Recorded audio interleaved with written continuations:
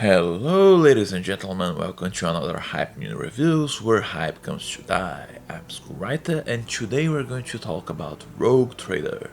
This was another request from my viewers and this time I have a lot of background experience to judge this game. I'm a fan of the Warhammer franchise, at least so far. I actually not only play it but was a game master for the Rogue Trader pen and paper made by Fantasy Flight Games, which Owlcat took inspiration from. And of course I played all sorts of Warhammer games from good to bad to awful. And as a delicious bonus, I am also a fan of the CRPG genre, which has one of my favorite games ever, Planescape Torment. I also played a bit of the two previous games from Owlcat, based on the Pathfinder games. I didn't like those, but a friend of mine who gave me this copy of Rogue Trader swore they improved.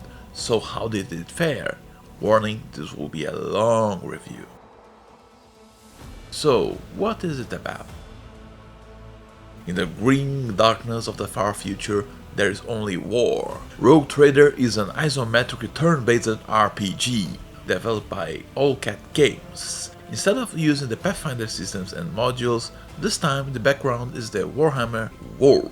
And in this, you are a Rogue Trader. For those who don't know, and speaking in layman's terms, Rogue Traders are captains of spaceships with special permissions to do stuff that most people wouldn't be able to, since the Imperium desperately needs them. This means that they can deal with aliens and things that would be deemed heretical and not get a bolter shot to the face. You are the recently appointed heir to the Von Valetius dynasty of Rogue Traders. As such, the current head of the dynasty, Lord Captain Theodora von Valetius, picks you up to train you under her wing to become her heir. But of course, fate has other ideas.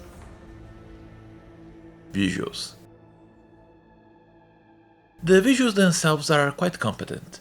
Character models are somewhat simple and blocky, and while they do look like something made 10 years ago in the Dawn of War series, it also does remind you of the miniatures used in the tabletops, so if it's lazy or creative, it will be up for the viewer to decide. I have no strong feelings either way. In fact, the visual designs are a double-edged sword. They are loyal to the setting, but don't go overly creative by themselves. There's a lot to see, from the insides of the giant ships, ice planets, forest planets, places full of insanity and gore, small maps admittedly, but nonetheless varied. But if you played any Warhammer game in the last 2 years, it will feel somewhat the same. Characters are interestingly designed, but also mostly on par with the scenario, and the effects are quite neat, like the lasgun fire, psychic storms, or enemies blowing up in ludicrous gibs. Whenever the fabric of reality gets fragile and the warp starts seeping in,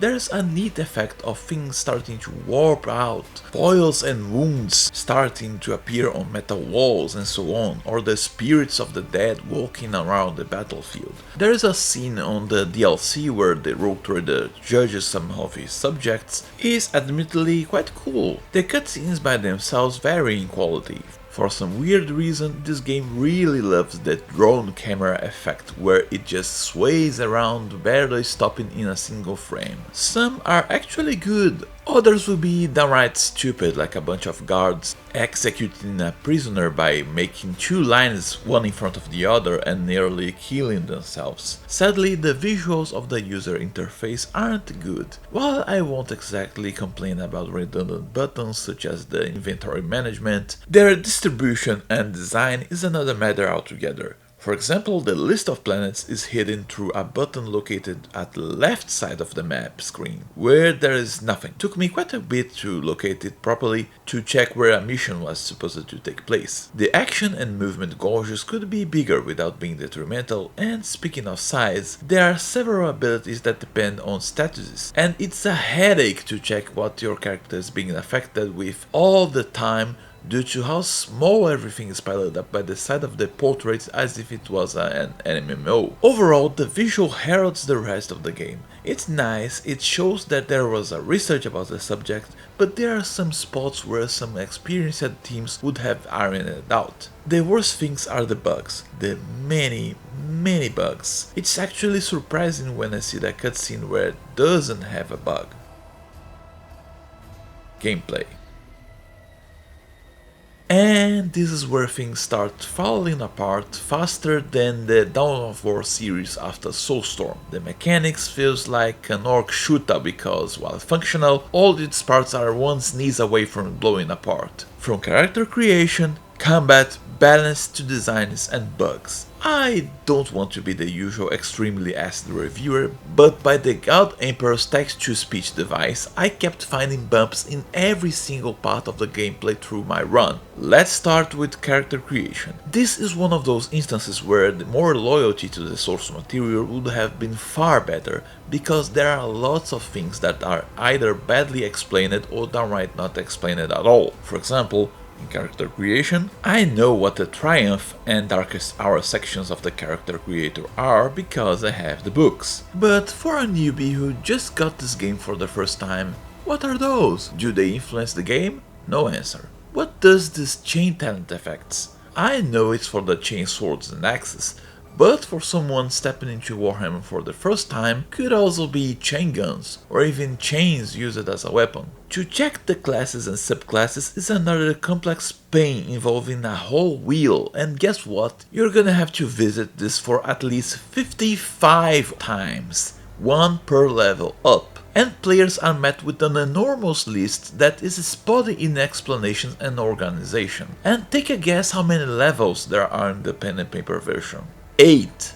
Giving the player so many levels grinds the gameplay to a halt because every time you finish a big fight or a quest, you have to stop and go through a list of several overly complicated talents and traits and powers again and again. Why so many different statuses? Bloodied, Bloodbath, Galvanized, I don't know. Why 5 different talents for a net gun? I don't know either. Combat is turn-based, with characters having action and movement points. Most are able to attack only once unless you use a specific traits and items. It does show well how many action points each action consumes, and it overall follows the themes of the pen and paper RPG, so in theory you could have a solid base, except that, well, everything else. Just starting with the buggy combat grid. Lorgar's ramblings have more logic than this. By the Emperor's Holy Bling, don't trust the map itself because what seems to be half cover will be complete cover. What seems complete cover will offer no cover at all. Are you on a pillar's corner? This may count as total obstruction, blocking you from firing at enemies even if the enemy can, for some reason, fire at you.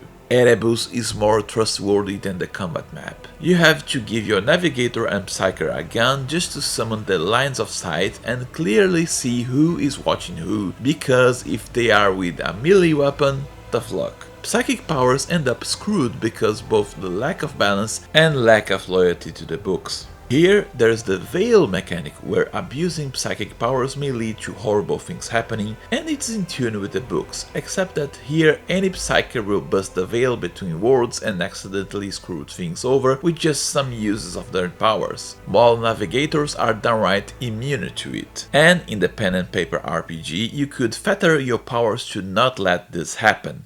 On the good side, Owlcat still does the Kingmaker style of giving you all the info you need about your foes. Their attacks, their traits and characteristics could have been better organized, but just by having it, it's a good step. Difficulty wise, it's wildly unbalanced.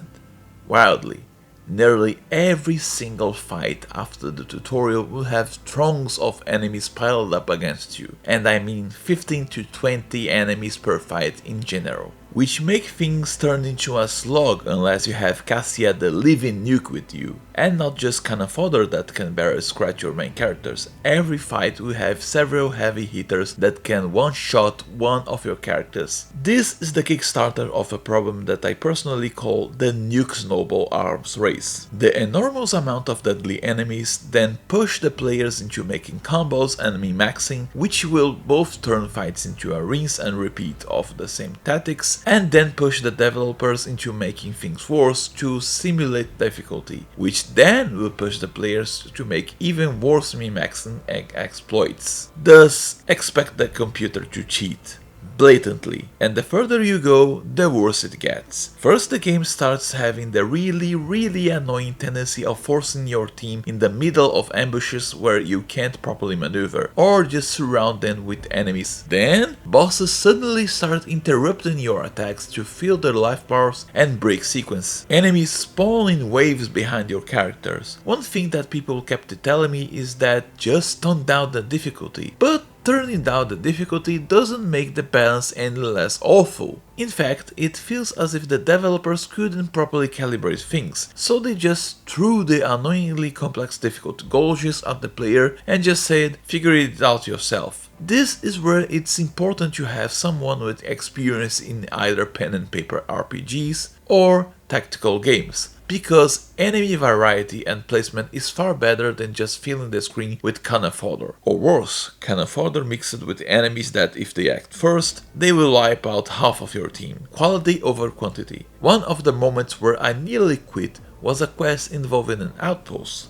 You go there, check a transmitter, and suddenly you are surrounded by 6 Dark Elder armored turrets that hit hard, explode cover, and can kill your team members in a line with 1 or 2 shots. I had checked every nook and cranny before activating the transmitter, and I found no clue whatsoever of the impending ambush. At worst, I knew that there would be a fight because the place was filled with covers. But not this kind of fight with these awful odds. After I got my ass kicked, I checked online and turns out there are secret awareness tests to see specific circuits that demand specific technology tests to deactivate 2 of the towers. But even then, it doesn't tell you those are towers. It gave me the impression that the game master that goes, it's your fault you didn't pass this obscure test. It's not my fault for piling up this unfair fight. And to make things worse, this sort of situation happens insanely often. This isn't good design, this is trial and error, which I will get back to later. In comparison, Baldur's Gate 3 was really good at both showing the kind of threat you are dealing with before any combat, so you could plan ahead, and then offering a challenging combat. For all its problems, and there were many problems, you could see the big monster beforehand, or explore the town filled with goblins and see where their positions were and what was the number. And of course, to make things worse for Rogue Trader,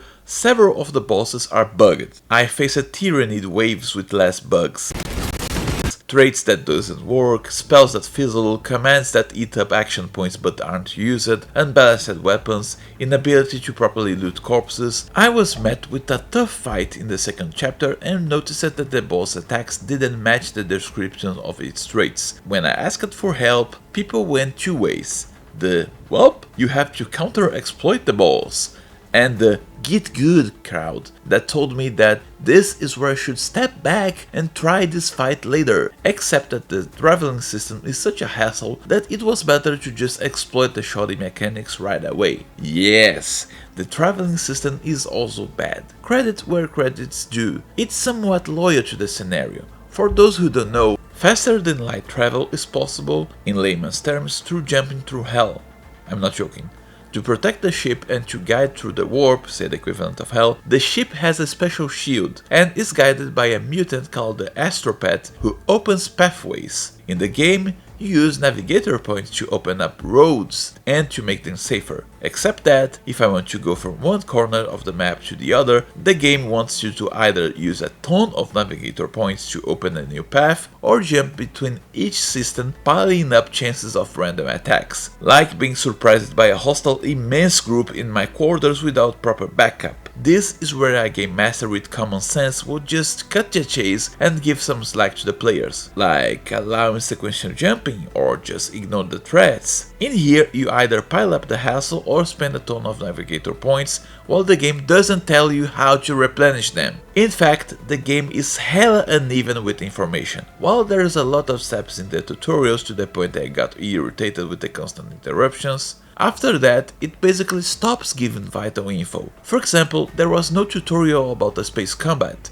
or how you can assign people to man specific positions. There is not a good explanation about managing your colonies, and doesn't tell me that I can get extractors later, which again leads to trial and error. I left what annoyed me most for last: the loot system. The pen and paper version of Rogue Traders subverted the usual kill and loot mentality, thus nullifying the murder hobos, by giving the players the profit factor. Said profit factor is the sum of all resources available to the Rogue Trader. Can be anything from raw treasure, hoarded like a dragon, to metal trading routes. So the characters already start the game so filthy rich that they can grab any equipment that is considered mundane from the get-go, and buying stuff isn't a matter of having enough money, it's a matter of finding the right spot to see if the vendor is interested in your assets, which instigates exploration. After all, if you want a snazzy power armor, it will be far easier to find it in a giant industrial world than a farm planet. But the techno-priests there may be more interested in self-selling steamboats than raw money, so you may need to seek more deals to bolster your profit factor. You don't need to pick every single crummy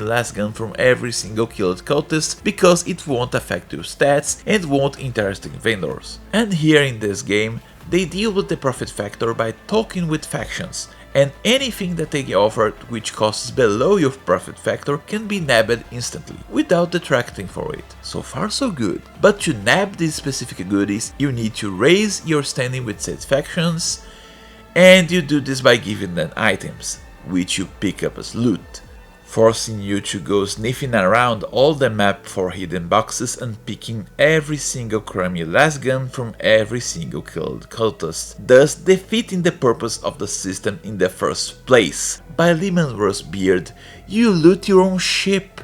Why not simply tie the standing with the factions with side quests, tasks, or the colony management minigame more? Speaking of, here you can manage colonies as you find specific worlds and clean them from enemies or the corruption of chaos. There isn't much to talk about it. You just click icons, you start projects, gain stats. If you develop said colonies, you gain stuff from items, buffs, replenishable usable items, just like grenades. By itself, it's just there. Unless there is a problem that requires the rogue trader to personally travel all the way there to solve minor problems. And there is also the space combat, which feels like an attempt at imitating Battlefield Gothic Armada, but since you are unable to change ships or gather mod for a flotilla, it ends awkward and somewhat stale, but at least is some variety. In fact, credit where credit's due, there is more to the gameplay besides doom and gloom. Combat can still be fun and allow the player to pull some nifty combos, and unlike several other RPGs, whenever there is a test to be done, whoever has the best skill is the one to roll it, including during conversations, unless it's a very specific case. Something that not even Baldur's Gate 3 did. Having your rogue trader slowly turn his throne to talk with his subjects is undeniably cool, and having a bedroom where you can collect your trophies is nice. Owlcat is trying to improve things, but they shouldn't have launched such a bugged incomplete mess in the first place. Normally I'm lenient with studios messing up and trying to fix as they go, such as No Man's Sky, but Owlcat pulled the same stunt of launching clearly unfinished buggy messes 3 times in a row. How does that go? Fool me once? Writing. Writing doesn't fare much better. My impression after going through Rogue Trader is that Owlcat likes to try to imitate the Bioware style without knowing what makes it tick. And if this game were a flesh and blood game master, it would be the mix between the I want to do this cool thing but I don't know how, and the bane of several gaming sessions, the Gacha Game Master. This is the kind of game master that purposefully mines the narrative in order to find sadistic glee in the face of the players when suddenly something bad shows up. blaming the players for not being attentive enough, which boils down to you didn't read my mind when you play. Like, for example, when a character grabs a purse of gold in a dungeon and checks to see if it's a mimic, said Game Master revealed 3 sessions later that the coins were poisoned with arsenic just to see the player squirm, even if there were several ways of detecting the arsenic beforehand. But that's more for spoilers, and it's better if you go one step at a time. Rogue Trader starts the story the same way as Pathfinder and Wrath of the Righteous, with the same problems.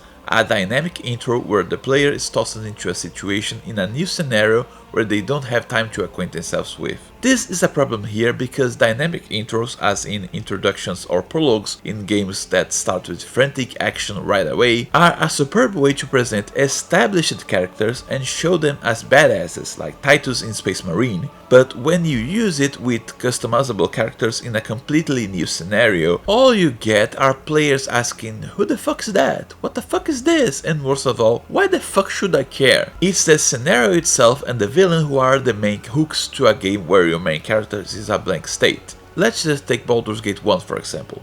Slow intro in Candlekeep, big menacing villain that kills your characters for Sepharder. But the focus of the game is the villain. Same thing with Baldur's Gate 2. You start in a dangerous situation, but it's not frantic and you have time to talk with your colleagues. Baldur's Gate 3 has one of the very few exceptions to the rule because the thankfully brief dynamic intro is meant to set up the antagonist, and Warhammer is a special case because such a gigantic scenario needs one of the 2 styles of approach, the minimalist and the true. Either you just swing it around and present the game in a way any layman can understand, like the aforementioned Space Marine or Dawn of War, or you are more true and slow paced so the player can chew what's going on, like Mark of Chaos or Mechanicus. Yet Owlcat doesn't do either. It tries dealing with 4K as it was Pharaoh. Kingmaker had the manor being invaded and the annoying gnome. Wrath of the Righteous had the attack during the carnival and the obvious psychopath elf that's supposed to be an ally, and now Rogue Trader with your character arriving at the ship, being introduced to the Rogue Trader, Theodora. Theodora acts like a pompous dick towards you, the ship is immediately attacked, Theodora is betrayed by the obvious traitor Master of Whispers, and dies right after. There is no reason whatsoever to care about her. Owlcat loves to make quirky characters, but quirky in a sense where said characters are snide assholes, insane annoyingly, or a combination of those. For example, Theodora. But again, credit where credit is due, after 3 games they actually made tolerable NPCs. I was actually surprised that I didn't hate Abelard. I was just baffled that they made the Senescal, which in Rogue Trader pen and paper RPG is a class that is basically a James Bond mixed with Mr. Spock and cranked up on steroids into the melee fighter. Writing NPCs for a game is a huge gamble. Either you make them insanely deep and interesting because they are few like Pillars of Eternity, or make them numerous but paper thin with some traits and focus on the story. Here is neither. Which, admittedly, is good whenever you're writing a game to introduce people to a new scenario. Stereotypical, like the tsundere space elf who scoffs at everything as if she had a whippet's nose, the hyper-faithful nun with a gun that can't breathe unless she calls for the emperor, and so on. Some even had dashes of actually interesting development and contrasts, like how the elf lady sees the world and tries to connect with you, but that's for spoilers too. They are still quite dickish with each other, but I still count this as a win. Another win is that you can actually just dismiss them from your ship without much fuss, and the story will adjust itself accordingly. No annoying number that will refuse to leave this time. Some of the characters started fine, but the constant snide whining over and over and over at every command during combat was absurdly grating. Oh my Emperor's rotten nipples, Space Elf Sniper, I know you're not my pet. Yes, Navigator, this is more for servants, you are not a servitor. Also, on a separate note, romance is either nice with some obvious flirting or nonsensical. Some characters start nice and easy, and then turn quirky when you try to romance them, like Jay, the space rogue who starts to downright rob you after your relationship starts. Sadly, I couldn't jetson her out of the ship, just tell her to get the fuck out. And as soon as I got Cassia the Navigator, I had a prompt to start flirting with her? What the hell, I just started talking with her. Worse, The game interprets you being polite as flirting, and the only way to refuse her advances is if you treat her like garbage. Now, the characterization of the main character is another weird tidbit. On paper, you have three sorts of morale pathways, not counting the flavor text. You know, the usual kind of response that doesn't matter. You can go dogmatic, which is acting in according to the dogmas of the scenario, iconoclastic, meaning break instead dogmas for the greater good, or heretic, which is to crave power regardless of corruption. In the game itself, it boils down to be a religious psycho, be a saint, or be a mustache-twirling evil idiot. Which is a bit sad because Warhammer is one of the few scenarios where faith can actually work, and sometimes being a good person isn't worth it. Or how this is a rogue trader game, and seeking knowledge is deemed heretical and sometimes necessary. Other than that, the flavor texts either paint you as a pompous aristocratic jackass or absolutely vanilla. No wonder lots of people go with the meme Abelard do X, because that's the only one with a modicum of personality, but once more, into the credits where credits due, the morality system gives some nifty bonuses instead of just filtering equipment. You can level up all traits up to level 2, whichever gets to level 3 locks you up into the pathway. Now, onto the story itself and how it develops. I can only say this without delving into spoilers, but the main plot should have been a Dark Heresy game instead of a Rogue Trader, as in it's the kind of story meant for a bunch of servants of the Inquisition who have to answer to a master instead of a Rogue Trader who is the only kind of character in Warhammer 40k that answers to no one. The pacing is a tad disjointed, with the prologue going way too far, unable to be cut or skipped, and most of the later chapters don't fare better. The second chapter is the highest point of the game, where you learn about the scenario, develop your party, ship, colonies, and dynasty, while the third chapter is downright useless in the grand scheme of the game itself, and from there it gets worse. But even filler chapters could be fun, amusing even, if not for the game mastering and writing. Through this game, there is a constant lingering gotcha, where sudden twists aren't properly set up, remove player agency, and most of all are detrimental to the player. For example, after you save a planet from chaos in the first chapter, the victory party is sabotaged by another sudden invasion that comes from nowhere and you can prepare for. And in the following chapter, another victory party is soured by a villain showing up from nowhere just to push his presence, and the rogue trader is unable to retaliate even if they could. Or for example, minor quests and minor moments suddenly weighing a lot more in NPC choices that are out of our grasp, and that you can't properly change. Another sore spot is how repeatedly Owlcat presents choices that won't matter, given the illusion of being as open-ended as a game such as Mass Effect, while being railroaded as hell over and over and over. Worst case in point. I hate the yearlet personal quest because it was done in a way where failure, and stupid failure, is the only option. She asks you to find and save space elves scattered through the map. Most of them are already dead, which is okay. But when you finally find a living group, you have to pass a check to make human ships stop firing at them. Sure, okay so far.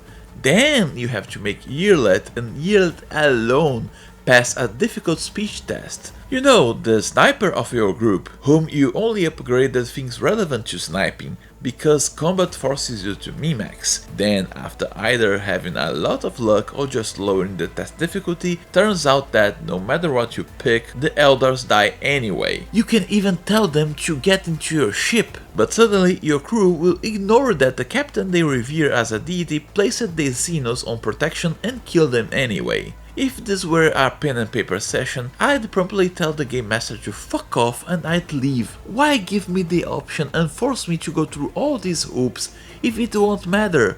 No, extra XP doesn't justify this sort of pain. Sometimes the writing is just completely detached. Tech Priest Temple, left and right pathways. I go to the right, I'm ambushed by Tech Priest guards that accuse me of being a heretic, while I have a Tech Priest in my group. I reload, first get in my group an Inquisitor who was a guest of the temple, and I'm attacked anyway. Several choices lack simple and straightforward answers. For example, when there is a cult burning fuel next to fuel lines. You can't just, ask them to burn fuel somewhere else. You need to purge them or just let them be. or the dreaded "please help X or Y" quests without any context, which leads to several other gotcha moments, like when you find ships belonging to a princess and an admiral fighting each other and they both ask for your help. You can't ask for suggestions of your crew, you must decide on the spot. Just finished a tough boss fight? You're not allowed to breathe since the game will demand you to make more hardcore choices. Some moments of decision will thankfully tell you what sort of reward you will get with each option, but many others, don't. This sort of plotline in writing is a breeding ground for trial and error, just like the gameplay, and this isn't something like a first-person shooter. This is an RPG where it may take several hours of gameplay and difficult fights to realize that you didn't guess it right what was in the mind of the writers, and I'm not even touching the bugged quests. And worse, sometimes it feels as if the writers didn't know the scope of the scenario or ignored it in favor of pressing hard choices. For example, at the end of the first chapter, the planet you've saved and where your first parade happened is going to fall to chaos anyway. In the previous boss battle, you can have the opportunity of saving shuttles, and using these shuttles to save part of the population or a piece of archaeotech. For those who don't know about the Warhammer 4K, archaeotech is basically irreplaceable lost technology made when the Imperium was at its peak, meaning this shit is actually worth more than the whole planet itself. If you try to pull it out, the Inquisitor will make a fuss and say that the only way to stop the growing heresy is to nuke the planet by blowing up the archaeotech, and that if you wait too much, the whole planet would be lost anyway regardless of what you do. Which isn't only wrong since there are several ways of doing the same task, it's downright stupid since the sun of the system was stolen and nothing would be able to live in such a planet anyway. In fact, the game itself doesn't know if it is for newbies or veterans. On one hand, there's the hand-holding lore-wise, which is good. On the other hand, there are several things that only a veteran of the setting would catch on. But what appalled me most was the lack of sense of escalation in the lore. A Chaos Spawn as the first boss, a Chaos Marine at the end of the first chapter, a fucking Forge Fiend in the start of the second chapter? For those who don't know, Forge Fiends are challenges to squads of Space Marines, and here it shows up in the second chapter right next to your starter station. A giant chaos machine with two cannons who could make puree out of a giant genetically engineered super soldier is facing a group composed of a rogue trader, a nun with a gun, a battle butler, a psychopath toaster priest, and a three-eyed fish gal with delusions of being a princess. These threats are thrown with minimal preparation, so a newbie player wouldn't know how facing a Chaos Marine means, hey, we're about to learn how bolter shells taste, and experienced players would go, my group shouldn't be facing one of those so soon. What's sad is that there's good material and ideas hidden beneath this mess. After the prologue ends and you are given free rein to walk within your own ship, several NPCs do explain very well the brunt of the scenario in a way most newbies would understand. I actually blurted out, why didn't this game start with this? Some quests do an interesting mix-up of the usual formula and make you take charge of a different characters other than your own rogue trader and see the world through their eyes. Other missions make you really explore how the Imperium works. I was quite glad to see that some quests made you explore the ship itself, and sometimes the game allows itself to be funny, like a joke about restarting a computer with all the technobabble from Warhammer. It could have been a really good, fun and simple game with some vital adjustments, like letting the player know Fyodora the Rogue Trader far longer before she gets killed. Perhaps let her be the one to actually guide the player character, teach him what is to be a Rogue Trader and get the player attached to her before her inevitable demise. Or just start with her already dead, and the task of your player character was to pick up the pieces akin to a space murder mystery. Another interesting point was to relate the enemy chaos cult with the dawn and light, which leads to a light versus light scenario, which is rare. But the bizarre logic of the writing, the need to sabotage the player for the gacha, and the messy choices that lead to trial and error in an RPG sunk any good outcome. The gameplay could have been salvaged akin to what happened to No Man's Sky, but the writing, especially on this level, cannot be saved. It's far too tainted, and thus it must be given the Emperor's grace. By the end of the prologue, I couldn't care about the rogue trader and her entourage. By the end of the first chapter, I couldn't get invested in a game that wouldn't let me choose, and by the end of the third chapter, I couldn't care less about the plot. So there was literally nothing keeping me around. Soundtrack. Well, after absolutely going exterminatos with every single step of the game so far, you can expect my honest opinion to the soundtrack as well. And I have to say that the soundtrack is actually really good. Yep, that's a good one. No, really, it's quite good. It doesn't reach the levels of Jasper Kidd, but whoever wrote the songs captured very well not only the somber idea of the scenario, but also its different styles. You have guttural growling for fights against chaos, more heavy machinery in fighting in the industrial sectors, weird tones when fighting Xenos. It's so good, I'm actually going to use it in my pen and paper RPG sessions. The voice acting is also quite good. It's more limited by the material per se than the actors, but I really enjoy the voice work. Even characters that I despised for one reason or the other were enjoyable to hear, with accents, verbal tics, and more being clearly heard through the writing. This is the element of the game that I like at most and by far. Final thoughts. I ended quitting after going through the slog of the third chapter and at the start of the fourth.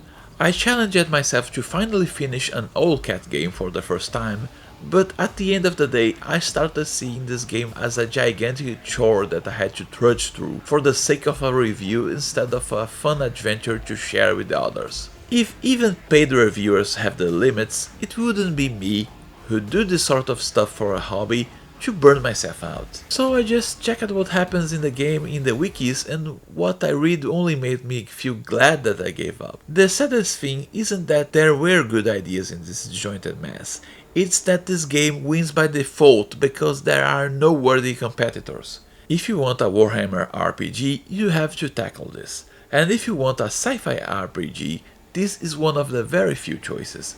But even then, no, I can't recommend this. Owlcat's style of launching buggy unfinished games needs to stop. If you're really set into playing an RPG set in the Warhammer 40k scenario, there are worse options than this one, and I wouldn't blame you for choosing Rogue Trader. But wait literally 2 years till this game is more or less complete, with all its DLCs and with a discount. But till then, may the Emperor have mercy upon your soul.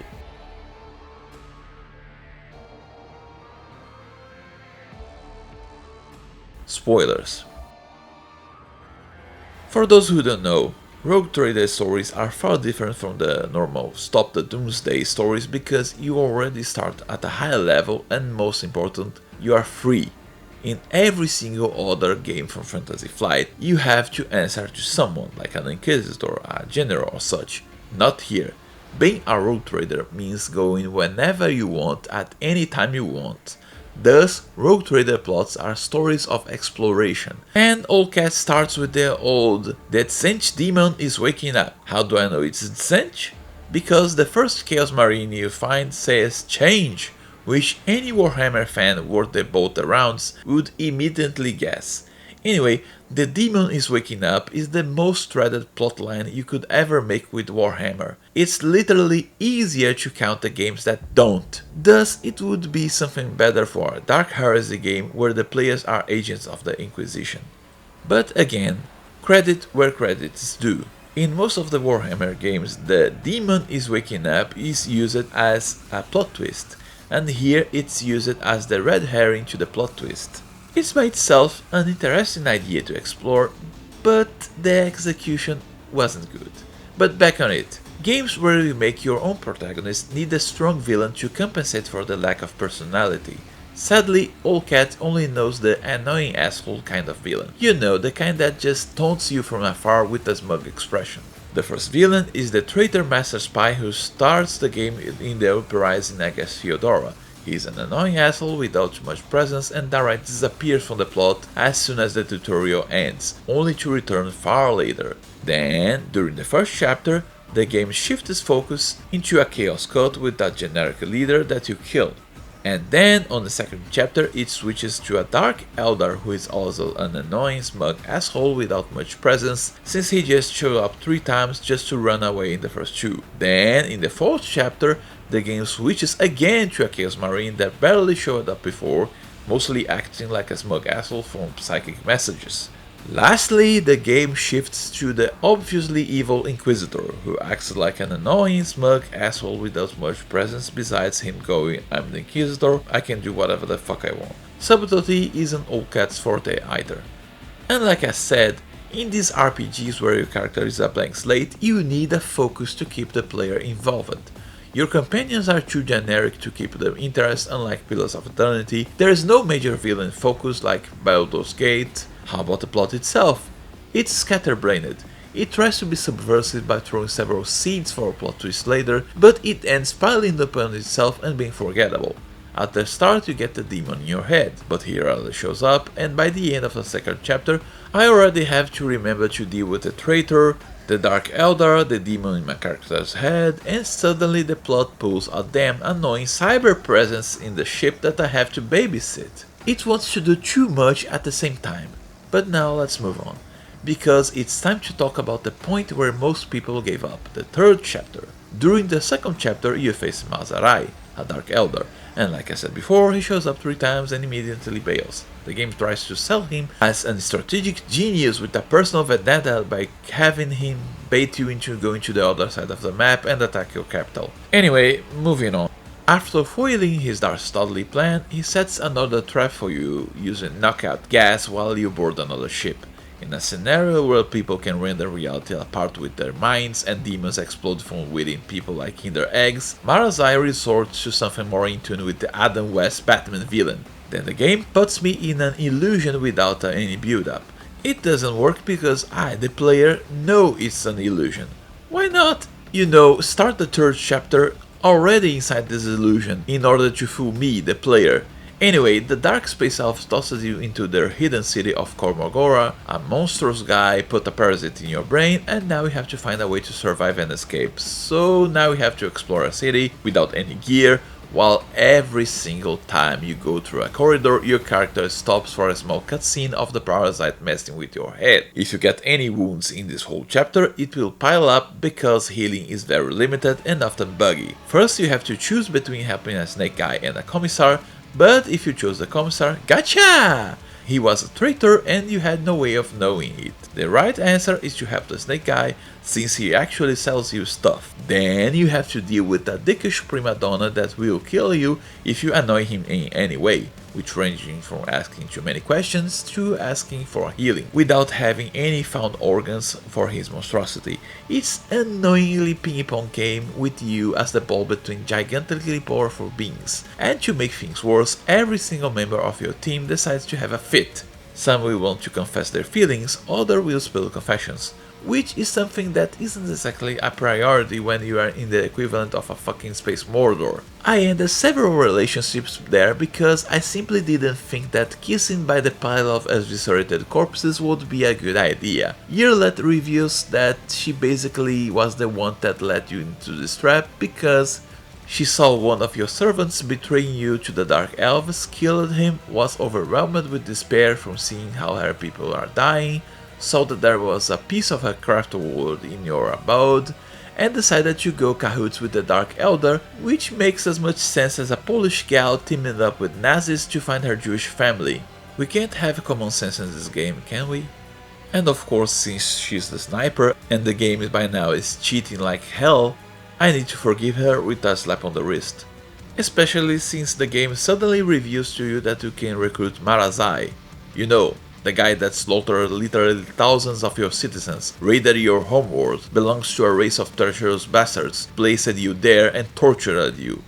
Even if you were the most heretical monster, the decision to recruit Marazai would be nothing short of immensely stupid. Why not Malice, the snake guy? He'd be a far more interesting morally grey companion since he does throw you to the arena, but takes care of you afterwards and keeps his word. Or, dunno, Marazai's sister.